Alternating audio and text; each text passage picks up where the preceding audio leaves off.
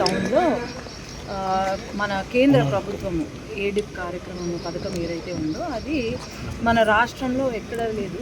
మన జిల్లాకు అది వర్తించి వీళ్ళు కేంద్రంలో ఉన్న కేంద్ర మంత్రి కానీ ఆ పథకాన్ని ఇక్కడ అమలు చేయాలి. ఎందుకంటే హ్యాండిక్యాప్ వాళ్ళు మన నంద్యాల జిల్లాలో చాలామంది ఉన్నారు. వాళ్ళకు లొకేషన్ పాదయాత్ర టైం నుండి ఎన్నికలకు ముందు కూడా అందరూ హ్యాండిక్యాప్ వాళ్ళు వచ్చి మాకు తోపుడు బండ్లు కావాలా, మోటరైజ్డ్ ట్రైసైకిల్స్ కావాలా అని అన్నారు. అన్నప్పుడు ఆయన ఒక మాట ఇచ్చారు. ఏమని, నేను ఖచ్చితంగా అధికారంలోకి వచ్చిన కనుక ఫస్ట్ మీకు చేసేది, మీకు కావాల్సిన పరికరాలు నేను ఇస్తాను అని చెప్పారు. ఆయన ఇచ్చిన మాట తప్పకూడదు అని చెప్పి కేంద్ర ప్రభుత్వం సహకారంతో ఈరోజు ఈ పథకాన్ని మొత్తం ఆత్మకూరు ఒక్కటే కాదు 7 నియోజకవర్గాల్లో ఈ కార్యక్రమం చేస్తుంది. ఇది అందులో భాగంగా ప్రతి నియోజకవర్గంలో అసెస్మెంట్ క్యాంప్స్ జరుగుతాయి. ముందు అసెస్ చేసి వాళ్ళకి ఏం అవసరం ఉందో, ఒక్కొక్కరికి 4-5 అవసరం చెవిటి మెషిన్లు ఏవైతే ఉన్నాయో అవి కానీ, మోటరైజ్డ్ ట్రైసైకిల్స్ కానీ, లేకపోతే ఆర్టిఫిషియల్ లిమ్స్ ఏవైతే ఉన్నాయో అవి కూడా ఈరోజు అసెస్ చేసి ఒక రోజు పెట్టి ఫ్రీగా పంపిణీ చేస్తామన్నమాట. ఇది ఎంతో చక్కటి కార్యక్రమం. అలింకో సంస్థ వాళ్ళు దీనికి స్పాన్సర్ చేశారు. అందులో భాగంగా ఈరోజు ఆత్మకూరు టౌన్కి రావడము, ఎమ్మెల్యే గారికి ఒక 3 రోజుల నుంచి చెప్తున్నాము. తను కూడా, ఎమ్మెల్యే గారు కూడా వస్తానని చెప్పారు.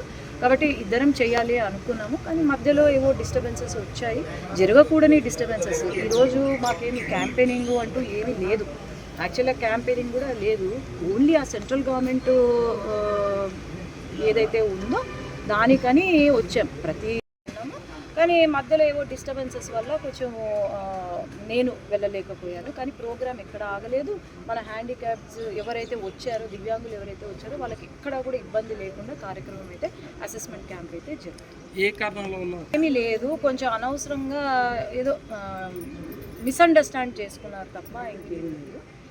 అంతకు మించి వేరే రకంగా అయితే కొన్ని మీడియా ఛానల్స్లో ఏదో నేను క్యాంపెయినింగ్ చేస్తుంటే అడ్డుకున్నారు. క్యాంపెయినింగ్ ఎక్కడ చేసినాం నాయన? క్యాంపెయినింగ్ ఇంకా మొదలు కూడా పెట్టలేదు. అసలు ఈరోజు క్యాంపెయినింగ్ ప్రోగ్రామే లేదు. ఉన్న ప్రోగ్రామ్ని క్యాన్సిల్ చేసినాం. ఎందుకంటే ఎమ్మెల్యే గారికి వేరే ప్రోగ్రామ్ ఉందంటే నేను క్యాన్సిల్ చేసేసుకున్నాను. ప్రోగ్రామ్ కూడా లేదు, వద్దు అని చెప్పి. మెయిన్ పర్పస్ ఈ సెంట్రల్ స్కీమ్ ఏదైతే ఉందో అది ముందుకు తీసుకెళ్లాలనేది మెయిన్.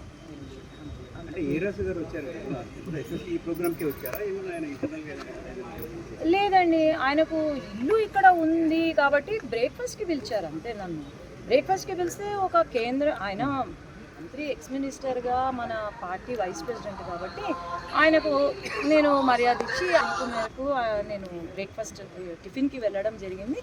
అందరూ కూడా దాదాపు 50 మంది వచ్చారు మాతో. అందరికీ టిఫిన్ పెట్టారు. టిఫిన్ వరకే అంతే తప్ప ఇంకా వేరే ప్రోగ్రామ్ అయితే ఏమి లేదు.